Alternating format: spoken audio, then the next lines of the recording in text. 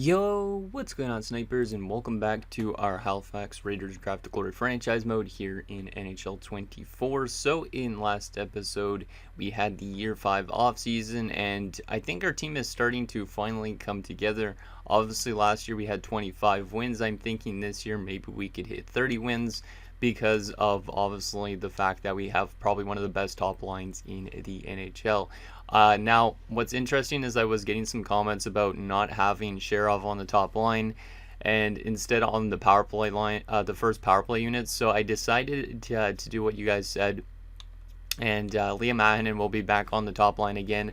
I was debating about having the Sheriff on the top line for the entire season and just seeing how he does and seeing if he would outgrow his potential, but I decided against it, and since he's going to be on the power play line with guys like Ahinen, Lehman, Boys, who's now going to be on the top power play unit, and Wilm, I think that should help him out quite a bit. So I did rework our power play lines to see if we could get that top line, our top unit, to being really good, and hopefully Sherov could help contribute on that offense a little bit as well. So yeah, very excited to see what this team could do. Obviously, we do also have some good growth from guys like Aiden Stajan, who's actually listed as a second line forward now. And our third line is not still the best, but we do have Lassick, who we drafted in last episode, who hopefully could get some good growth with that medium elite potential, because obviously if he grows, he could be one of our best players on this team and maybe being a second liner as early as next season. And then our fourth line still definitely needs some work, but our team is definitely getting there. Defensive core is also getting there a little bit. As you can see, nobody below a 78 pretty much except for Palin. So once Palin's out, we'll actually have a legit defensive core. And then our goaltending is probably still our biggest question mark at the moment, having a 75 as a starter, but hopefully Nick Eaton can get to like a 78, 79 by the end of the year or off-season upcoming, and then he'll be a legit goaltender for the NHL. We still do need another one, though, because Dave Cameron, even though he has been simulating pretty solid, he is still not an NHL caliber goalie for sure. So anyways, that's that. Before we get into simulating the season and seeing what our team could do, let's get into some comments and see what you guys have to say. So the first one, our first couple, is from Michael Dost. The first one says, hopefully Felipe Flood could keep the flood of goals out of Halifax's net. And yeah, hopefully he can. He is going to be in the AHL. We drafted this guy in the 6th round, I think it was last year, or that's just off season. And yeah, he's got a pretty cool name, so hopefully he could do something like that, or maybe he'll open the floodgates for the offense or something like that in the future. But yeah, he looks like he could develop into being a solid defenseman for us. Let's hope that he could jump to like a 65 by the end of the year, because that would be pretty helpful for our future of our blue line. Also, Michael says, I may be in the minority, but not a fan of Sherov on the first line. I'd put on line 2, but hey, what do I know, lol. So that's one of the comments I was saying about the Sheriff not being on the first line. So that's one of the main reasons why I decided to put him back on the second line again. Because we know that he had 50 assists still last year on not a great line. So I'm saying, I was thinking that having him on a top line with some great players, he would exceed expectations.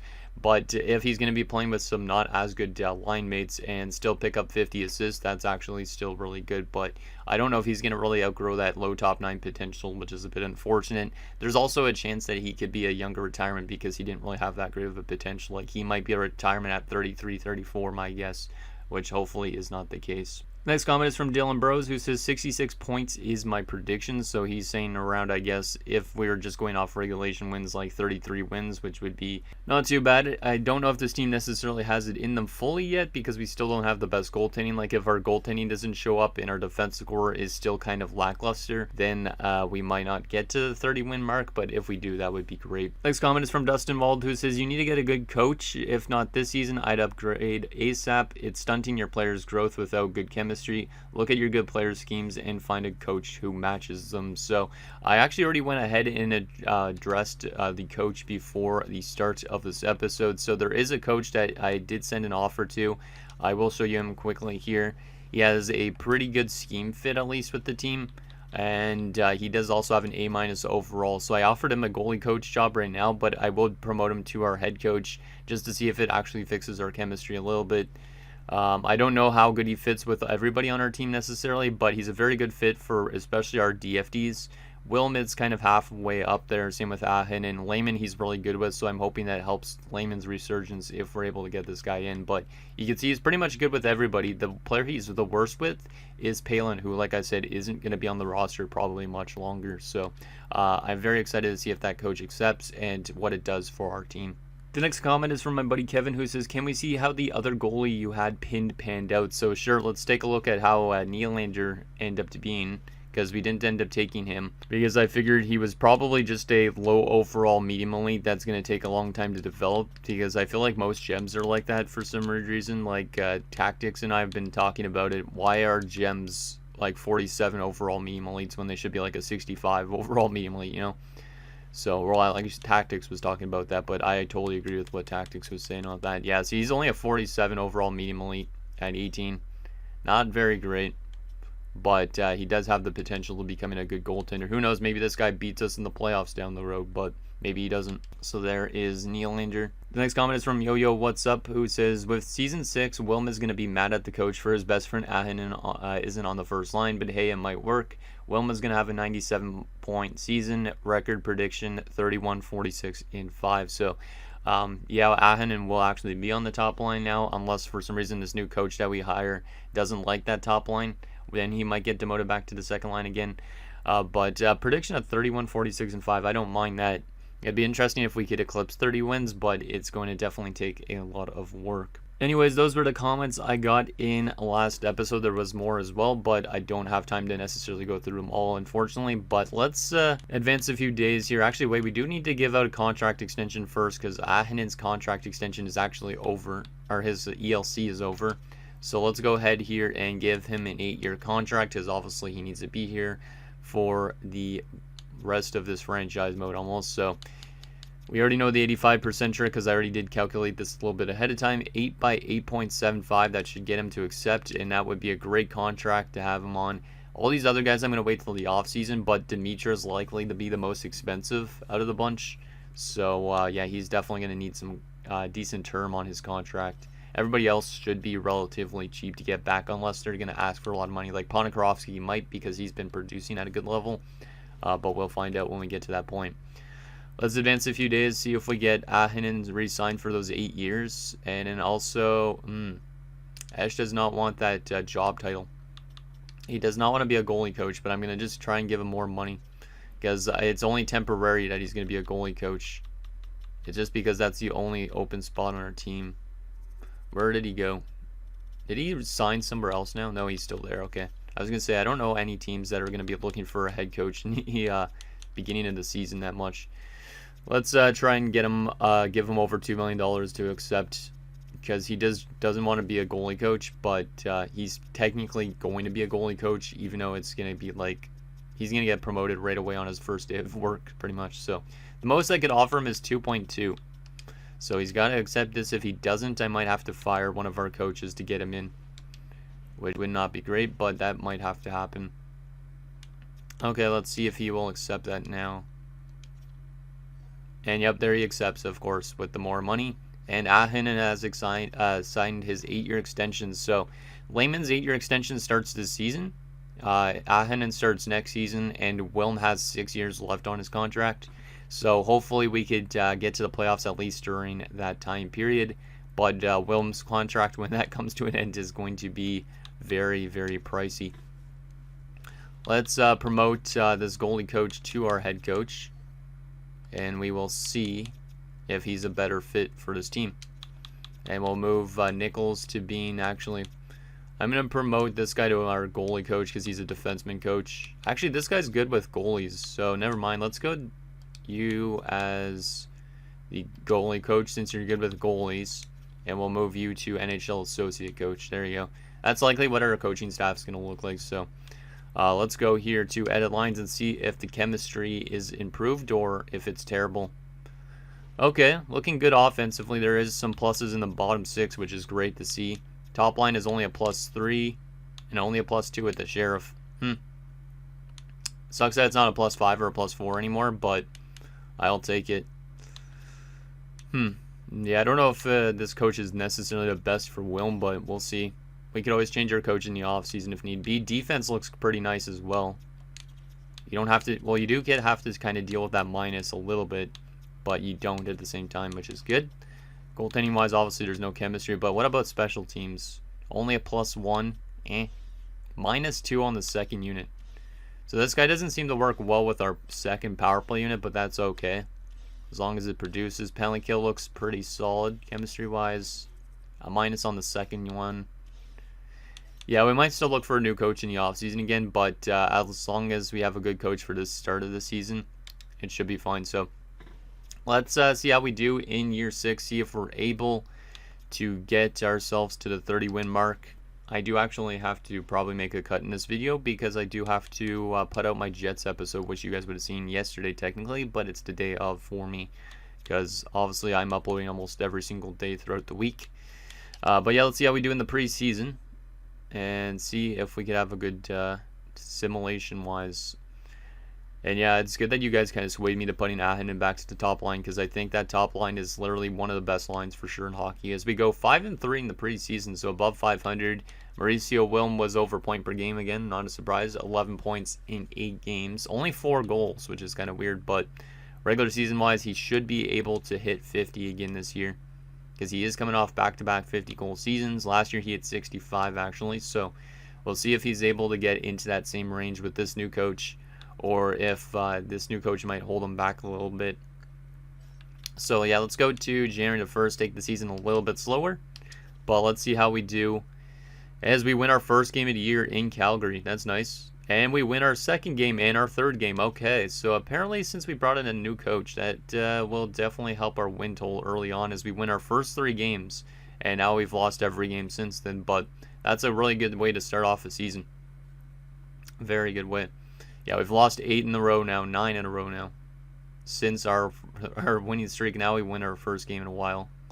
Ooh, a 10-6 loss to Carolina. See, our goaltending is definitely still a question mark. Definitely still a question mark. We already have 6 wins on the year, though, which is nice. Count that 7, 8. We're having these like little mini winning streaks. I like that. Okay, that's a 4-game winning streak, and then it ends, and then there's another win. Our team is doing really good when you add a new good head coach, and geez, we're not going to have a super high pick in this year's draft if we continue on this trajectory. Because we're kind of still hovering almost closer to 500 than I would expect of us to. Holy crap. Okay, maybe I should not have gotten that good of a coach. 17, 18, and 2. Wow. Talk about a turn of events. We are still one of the worst teams in the NHL, but if we were, for example, in the Pacific Division, we'd be literally the 4th best team in it. But since we're in a tough Atlantic Division, we are technically the worst team. But we're only 9 points back of second place. I don't know why we're simulating so good, but it's probably the coach. It has to have been. But hopefully the production is good too. It's not just certain things. Oh my goodness, we're 500. Come on, boys. I don't want to make the playoffs. I want to get a good pick in this year's draft still. We're still way too early to try and get ourselves into a playoff scenario. Way too early. Because obviously we want to get good prospects in the draft. Like, watch, this is going to be the year where we win the draft lottery because of the fact that we're simulating so good. 20, 28, and 2. Oh my god. What the hell, man. 42 points. That actually has us still as one of the worst teams in the league. Like, the 3rd worst team, I think, in the league. And yet we're actually doing much better than prior years because last year we had 25 wins. The year before we hit 20 wins. We should be able to hit 30 here based on this. And I think I saw some morale, people losing morale. Mauricio Wilm's over point per game, not a surprise. But let me go here quickly. I don't normally adjust lines in-game or in this part of the season, but I thought I saw somebody losing morale. Was it Sea-Doo? Yeah, Sea-Doo needs to be into the top 4, so we will address that a little bit. The only thing is, actually, Dimitra is a top 6, so we can't move him down. There we go. We'll change that up a little bit just to make sure that nobody loses morale on this team, because obviously morale could drag down the performance of our team and our players quite a bit. Okay, let's continue simulating here. Let's go one more month, because obviously this is closer to the end of the season. Let's go to the 27th. And once it gets to the end of the 27th, I am going to have to quickly make a cut in this episode just to share my link on Twitter for my video being uploaded. So, because I'm not used to recording right around when I have an upload going out. So, man, this team already almost has its best season yet. We just need win 25. There it is. There's win 26. So we are already having our best season in franchise history. Wow. Talk about a new coach making some moves.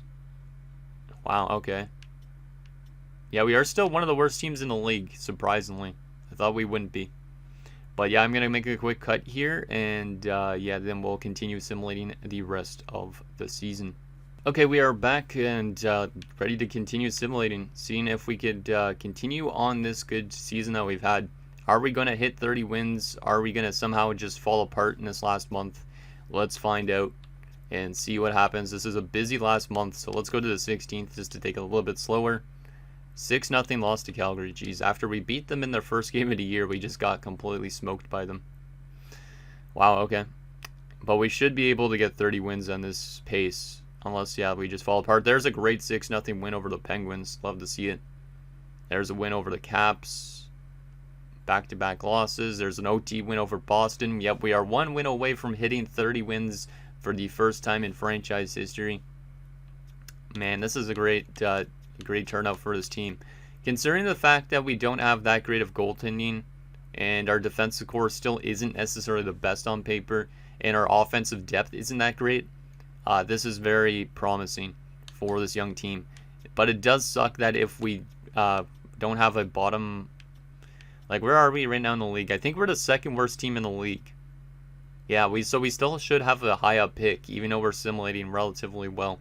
So, that's good. Hopefully we can win the draft lottery this year on top of things. But, once again, if we get a very expensive player, that's going to hurt us cap-wise down the road. So, wow, we are just killing it this year. I don't want to finish, I want to finish dead last kind of, but I don't at the same time. 71 points.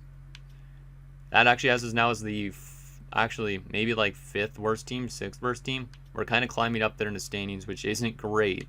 We are at 34 wins. The most we could finish is with 38. Let's see how we do in these 3 games. See if we could maybe get some more, but I don't want more wins necessarily. There's one. There's a second loss in those last 4 games. Can we win our last game of the season to win 36 on the dot? And yes, we can. So, of course, we get my favorite number, which is 36. 36, 43, and 3 with this new head coach. And that's not the end of the season for other teams. Where did we finish even this year? It looks like 75 points. We're tied with the Preds. We are above the Sharks. So, right now, we're in, like, 2nd/3rd best spot.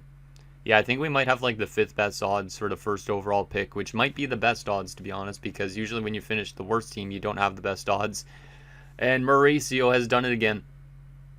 3 straight 50-goal seasons for the captain. Over 100 points for 3 straight years as well. Wow. Wow, wow, wow. And that entire top line is locked up on long-term deals. Love to see it. Wilm only has 5 seasons left technically after this, so... And we have to give him a lot more money in term, which isn't great, but he is going to be a crucial piece to this team for the future years. So let's take a look. Where did we finish in the standings? Yeah, we were the 5th worst team, so we're starting to make up some ground. Last year we were the 2nd worst team, I think it was. This year we're the 5th worst team in the league, and we are very close to passing a bunch of other teams outside of the playoffs. So kind of glad that at least the league was a little bit stronger this year. Goals for per game wise, we were the... Where did we finish? I thought I saw 2.72. I only go back to sorting this again. I didn't see how much we scored actually. Where are we? 3.17. 3.17. Which is probably around mid-table, right? Yeah, around mid-table. So good offense. The defense has improved from last season as well. That's definitely a thing that has improved a lot. We weren't the worst defensive team in the league. And we're allowing less than 4 goals a game, because I think last season was over 4 goals a game. We're starting to be better defensively. Our offense is still improving too. You love to see it. Power play percentage was really good. So I bet you the Sheriff must have had a good season as well, being on that top line power play. 25.2%. The 3rd best power play in the entire league. So shout out to our young guys on that power play unit. I don't think our second power play did well, but our first line probably did really well. Penalty kill, on the other hand, not so great. We had one of the worst penalty kills in the league, but I think it might be still improving from last year, so that's good. We had 8 short-handed goals this year. Wow. So Mauricio Wilm must have picked up a lot of short-handed goals. 17, 21, and 3 on home ice. 19 and 22 on the road. 6 and 4 in our last 10 games. Yeah, what a year for the Raiders. Now, hopefully we can find ourselves good goaltending, or our goaltenders develop, because obviously that's the big question mark still. Let's take a look at these players' stats here. Oh, wow, that top line and the power play unit seems to have done well. So Mauricio Wilm, obviously 103 points this year, 20 power play goals, 52 goals on the year. And yeah, this guy's only just getting started. He's only 24 years old, and he's already got 350 goal seasons in his bag. The most I have had for a player was Asher Vance last year in Chicago, where I think he had like 10 50 goal seasons. So there is a chance that Wilm is going to be easily able to do that, which is kind of nuts. He's already at 512 career points. What a beast he is. So there he is. Ahinen had 94 points again. You put him next to Wilm, he's going to set him up. So it's good that we still did that. Really good season again from Ahinen. Not as good as last year, but still, this guy's a pure passer, and he's locked up for 8 more seasons starting next year, which is amazing. Then he's probably going to get pricey if he's putting up these type of numbers consistently. You know, he might actually be up there.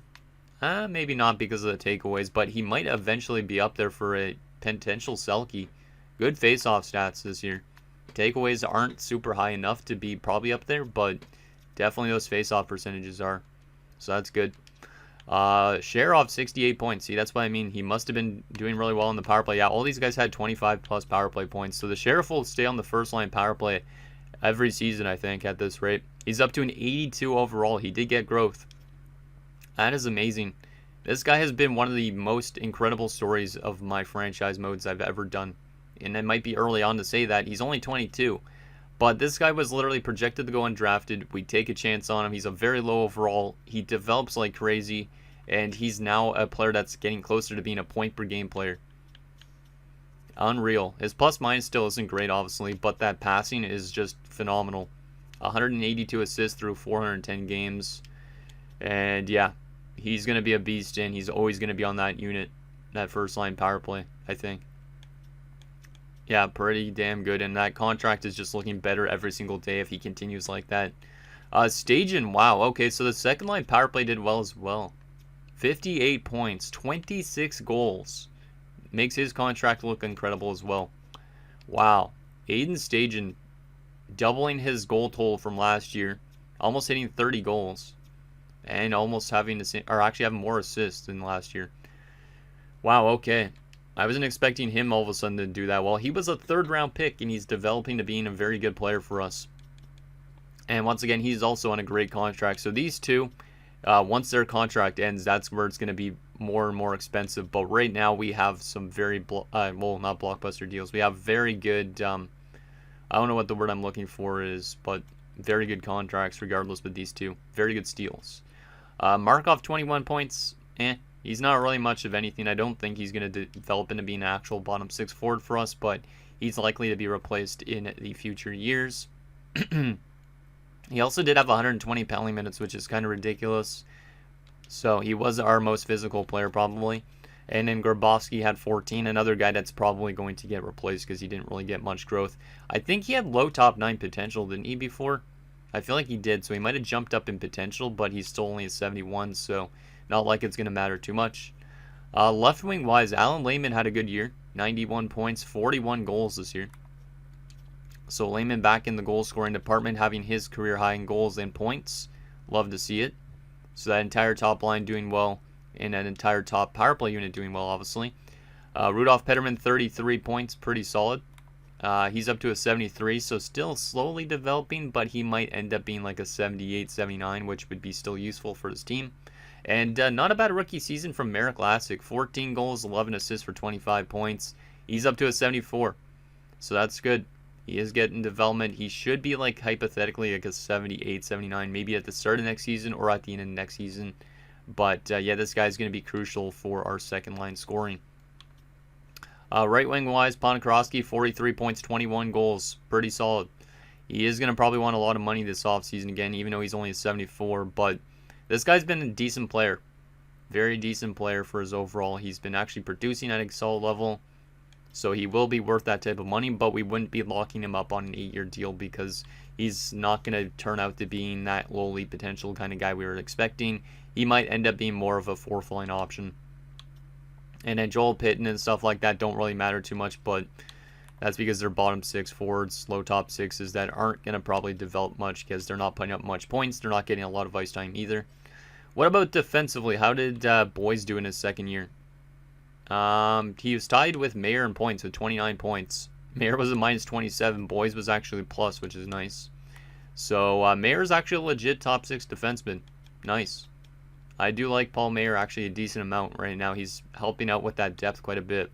And then Maddox Boyes, he had 29 points, 83 overall. He's kind of being a little bit of a slower developing defenseman, but we don't need him to be an absolute stud. Like 20 to 30 points is actually not that bad for him, as long as he's not going to demand like 10 million bucks after that type of season. Kolesnik, 25 points, pretty solid for a DFD, and he's an 89 overall, but still this is a top 4, so must be statistical. Palin had 23 points this year. That's actually pretty good considering he's our worst defenseman overall wise. Up to a 71. Likely on his last season here, I'd say. Probably gets replaced in the offseason unless we don't find a defenseman better than a 70. Demetrius, 17 points, pretty solid. And he's an 81. Yeah, he's a good shutdown defenseman. And Sidu in his first season, not bad. 13 points as a DFD, up to an 82 as well. So our defensive core is starting to come together, which is very, very nice. And goaltending-wise, 4 shutouts this year from Andrei Nikitin. Almost a 500 record as well. So even though the goals against and the save percentage still isn't great between these two goaltenders, both of them are almost 500. And we got 4 shutouts from Nikitin, who is now a 76. So almost a legit goaltender for the NHL. Cameron went to a 70, so that's not bad. But he's already 24. So definitely still need our goaltending prospects to develop because that's our biggest concern. Let's take a look at stats around the entire league, see where players finished. Let's see. Kucherov was the best player in points, him and Sebastian Aho with 111. Best goal scored a season was Kaprizov with 61. So Wilm finishes 4th best in points, or in goals, actually, behind Matthews and Kucherov and obviously Kaprizov. So there is that. Let's take a look at some Selke candidates as well. Let's see what we got here. So takeaways. And face-off wise, Byfield's at 50% on the draw only. So he probably wouldn't be that type of guy. Maybe like somebody like Zibanejad wins the Selke this year. Or actually, it's probably going to be Stützle. 56% on the draw and 119 takeaways. My guess is Tim Stützle. Defensively, Cale Makar had 95 points. Of course, being the cover athlete, he's going to have great seasons. That's craziness, though. Morgan Riley and Miro Heiskanen also up there. Same with Quinn Hughes, actually. So there is that. Best goalie this season for wins was Kochetkov and Samsonov, both with 41 wins. Most shutouts by a starter was Shesterkin with 6. Best save percentage by a starter was Spencer Knight with a 923. And goals against average by a starter was Spencer Knight. So Spencer Knight likely wins the Vezina here in 2029. Any goalie goals this year? 1 goalie goal from Kochetkov. Didn't we see 2 goalie goals last season? I think we did. So that might be the 2nd consecutive year we've seen a goalie score goals. So it's weird we're seeing so much goalie goals now all of a sudden because I hadn't seen a lot before, but now I am. Best rookie this year. Olli Korhonen, who was 22 years old, 53 points this year. Him and Tuukka Kuda actually might win it because of the plus-minus. But Tuukka Kuda obviously was the first overall pick last year. But Korhonen was an 11th overall pick in 2024, so pretty good rookie campaign for the 22-year-old. And then Ryan Roberg also up there for Nashville. Damn, these two are pretty damn good for Nashville. Yeah, Nashville's starting to build up a good prospect pool. And then Serge Boschman up there as well. This guy was a 6th overall pick just last season as well. So there is that. And Brendan Bates is also in Nashville. Damn, Nashville had 3 rookies up there. Wow, low lead that went late in the first round in year 2. Or year number 2, I think. Wow. Okay, so Nashville is going to be a good team down the road based on their prospect pool that is coming together, it seems like. So there is that. Let's take a quick look at our AHL player stats as well. See who did what. And then we'll go to to the obviously the draft lottery results and all that. Actually, yeah, we'll only look at the rookie skaters. So Joel Weber, did he get any growth? He did. He's up to a 70 overall. So this guy might be a great steal for us. Love to see it. Great passing stats, good offensive awareness. So this guy might be another good 7th round steal for our team if he continues on that growth pattern. Brunette, still not much of anything.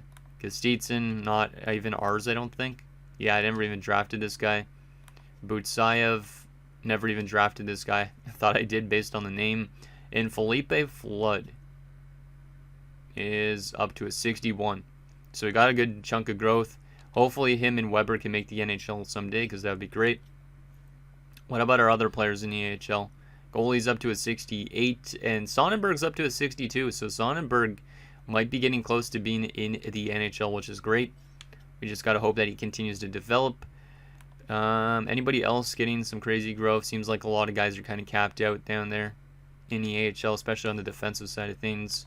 Watton's up to a 70, so Watton might be in the NHL next season, depending on how his offseason is. But pretty solid season from him. Anybody else? Gerald Gallagher, 68. That's not terrible.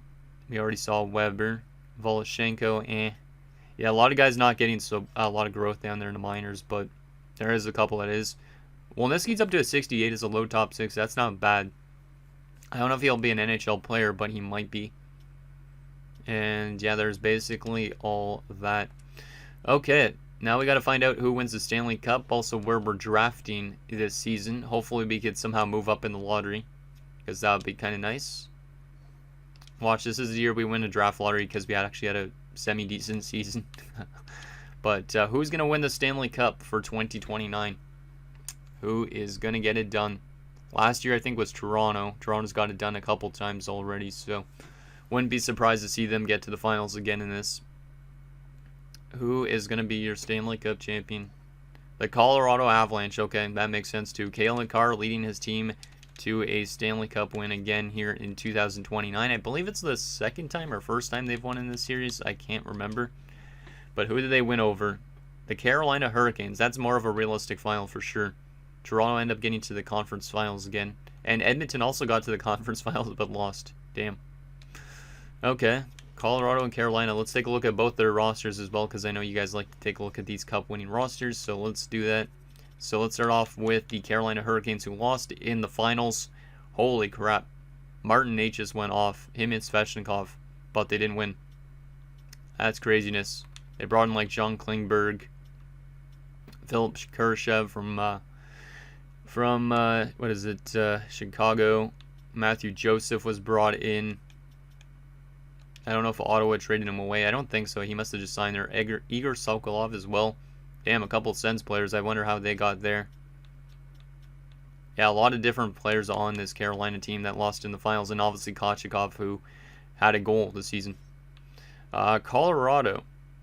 Similar goaltending. Really good goaltending, though. Jordan Spence was brought in. Rasmus Ristolainen wins the Stanley Cup. Okay. Artem Zub was there, too. A lot of former Sens in this Cup final. Carson Soucy. Whoever Consta Hellenius is. Okay. Michael Bunting was brought in. So Bunting went from Carolina to Colorado and won a cup against them. Miles Wood obviously is already there in real life. Texier was brought in. Sonny Milano. Brendan Brisson was brought in. And Jakub Lauko. So there you go. There is the cup winning Avs team. Let's take a look at those awards. See who got what. Toronto was the President's Trophy winner as well for the 3rd straight year. Craziness. Individual award-wise, Kucherov, the Art Ross, and the Hart. McCarr, the Norris. Aho wins the Lady Byng. Tuukka Kuda, the Calder winner because of that plus-minus, I think. Nathan McKinnon, the Conn Smythe. Spencer Knight, the Vezina, and the Jennings. Jeremy Lauzon, the Bill Masterton. Minnesota's coach wins the Jack Adams. Stutzla does win the Selke. Interesting. Kucherov, the Lindsay, and Kaprizov, the Richard. Any AHL awards for our team down there? Out of curiosity. No. Oh well. So there is the award winners. Now we got to find out the draft lottery. Can we cheese this draft lottery and somehow get the best odds? Let's see what happens. Please. Yes, we can. I knew it. Why is it when you always have a season where you do not finish as bad, you win the lottery, but when you finish bad, you don't? We win the draft lottery here in 2029. We move from 5 to 1. LA moves from 7 to 2. And San Jose falls from 1 to 3. Let's freaking go. We finally win the lottery, but once again, that's going to be an expensive player for our team down the road too, with the players we already have. So it's going to be interesting to see what it is the first overall pick. Is it a defenseman? Is it a right winger, a center, or a left winger? Some big retirements. Carlson, Drew, Kane, Kadri, a lot of good players. My favorite player retired in Toronto's AHL team. Oh my goodness, I feel like deleting this game right now just seeing that. No, thank you. I do not want to see that. Do not want to see Cam Atkinson in the AHL for the Marlies. Did he play any games for the Leafs? Because that would have been even more hurtful. He did. He actually was there the entire last season. Well, that is the most painful thing I think I've seen in this game. So, don't want to see that again. Goddamn, man. That's more painful than losing in the Cup Finals. Okay, yeah, a lot of big retirements this year. So there is that. Did we lose any coaches? No, does not look like it. Yeah, it doesn't look like it. Good. Oh, I should have went to the draft interviews, damn it. I didn't mean to actually click that. Oops. We were meant to do the draft interviews like we do every episode, so hopefully we know this class quite well. And yes, we do. Okay, I'll go back to this in a second, but let's start off with the progress reports and the contract situation, and we'll take a look a little bit more in depth at the draft class. But looks like a lot of statistical growth and a lot of natural growth, especially from like Joel Weber. Lassik's getting a lot of natural growth. Yeah, Weber's probably going to be in the NHL team next season, or very close to it. Gallagher's a 71 now. That's great. Petterman's up to a 75. Yeah, we're getting good growth. Getting good growth. Love to see it. Because that means our depth is going to be even better next season. Where is the Sheriff? Where is his growth? 25. Wow, he grew a lot. His potential hasn't changed still yet, but he's still getting a lot of statistical growth, which is helping him out a lot. So that's nice. Let's take a look at in the system-wise. We are getting some growth from our top prospects. Dan Mason has jumped to a 70.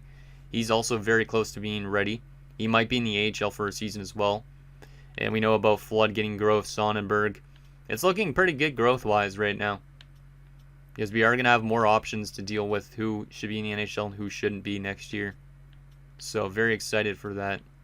And then some guys like Rolson, for example, he's not growing much more, so he's probably going to be on his way out soon. Or just stay as an AHL player. And Norton's also getting growth too. He's another one of our elite goalie prospects, obviously. He's getting some growth. So these two hopefully are the future of our goaltending. So there's that. Let's take a look at the contract situation here briefly. And we'll see that draft class. So, all expiring. So Dimitra is obviously the most expensive one. Hey, we could easily lock him up on an 8-year deal as a top 6 defenseman. If you guys think it's realistic to do that. Because I'm locking everybody up on 8-year deals almost. So, we could do that. Ponikarovsky, on the other hand, I'm not giving him a $3.6 million contract for 8 years. So, he's probably another one of these guys that's just going to get 1 year at a time. And he might leave this team eventually because of his demand. Or we might re-sign him in the offseason if he doesn't grow much more. But a lot of these other guys we could get back, it looks like, on 2-way contracts, which is great. Because obviously, we don't want to be spending a ton on these low overall players. So, I like that. And what about Dave Cameron, out of curiosity? He also wants a 2-way. Nice. So that's good. At least we're not going to be spending a ton of money. It's mostly going to be on Dimitra and Ponikarovsky. Everybody else is going to be relatively cheap. So that's good. Let's take a look at what this draft class looks like. We have, like I said, the first overall picks. So let's take a look and see what we should be getting. So a right wing 2-way forward in Reese Della Rovere. He's from Hungary. We've had some good luck with some Hungary prospects before, like Avery Parrott. Is he the guy we want? Is he the guy we want? I think he kind of is, because we need more defensively minded kind of guys too. Wouldn't be a bad thing to take him for sure. There's also a center sniper though in Jeff Pritchett. Looks pretty solid, but he does not look as good as Della Rovere, as you can see based on the attributes. You also have Ville Koskinen, who's a center power forward. It looks solid, but once again not as good. You have a couple right-handed defenders in Riley Gostad. Doesn't look as good. And Warren Whitaker, which is a pretty cool name, but he's a DFD. Yeah, I think we must have to just take Del Rivera. I think it's a unanimous thing that Del Rivera is our player. Which is good because we could use more depth scoring and he could be like a second liner next to somebody like Sherov or Stajan or whatever. So, yeah, I think Del Rivera is easily going to be our pick just because he's the unanimous #1 pick, it looks like. Is there any players that are supposed to go into other rounds that might be intriguing? Ooh, Silas Lopez, 2 years out, and he is a second-round pick potentially. We might not be able to get him, though. Our scouts have him at 37. He might be a late first-round pick. But if he falls to the second round, that would be a great defenseman to add. What else we got here? This guy actually looks okay, too. He might be like a top 4. So I'll pin him, too. Wish I would have done my draft interviews, but I accidentally skipped that. This guy looks like he could be okay, too. And this goalie's probably medium elite, but he's probably a low overall. Blake Blunden, but if we want more goalie prospects, might as well pin him. This guy could be a low elite, actually, because of the fact he's 4 years out. I don't really know. I wish I would still have my draft interviews, man. Let's see. Was there any low elites for any late rounds that we could pin? Maybe here in Jerome Talbot. He doesn't look great, but he is 4 years out, which makes me think he's definitely a low elite. So he might be a second-round pick if those other defenders go off the board. This guy's also 4 years out, so he might be a low elite too. Connor Stahl, 3 years out, must be a top 6 forward, my guess. Or it could be a low elite. Doesn't look necessarily like it's going to be the best class. This guy's listed as a gem, so he's probably low elite for sure. Yeah, he's 2 years out as well. Ooh, and 19. Okay, this guy's definitely one of our picks for sure. If he's 2 years out guaranteed and he's a gem, and he's 19, he should be good. Unless he's a low top 6, but Louis Mathieu might be one of our picks in like the late rounds for sure. So there is all that. And I think that's pretty much it. Let me just double check something on the morale. I want to kind of see if everybody's kind of happy with how this team is going. 72% locker room chemistry, so our chemistry is improving. A couple guys that are presents, which is nice. Nobody's super low on morale, except for Joel Weber, but he hasn't jumped into the NHL yet, so it kind of makes sense. But we do have a lot of good positive vibes, it seems like, in the locker room, which is good. AHL-wise, not so much, but Darcy Watton is a leader down there in the AHL, so maybe he should be their captain. That's kind of neat. Love to see it. So anyways, guys, that's going to do it for this episode of our Halifax Raiders Draft to Glory franchise mode. So in next episode, we will simulate through the offseason. We'll obviously take our first overall pick. We'll re-sign everybody. And maybe we keep with this coach because he had a pretty good year with us for now. But obviously, Mauricio Wilm isn't the best fit with him, so that's one thing. But I think adding some good players in like Del Rivera via the draft, maybe a defenseman like that guy we were looking at in the second round, this team could potentially be over 35 wins easily next season and be kind of closer to being a 500 team, which would be really good. So let me know anything down below, and I'll see you guys next time.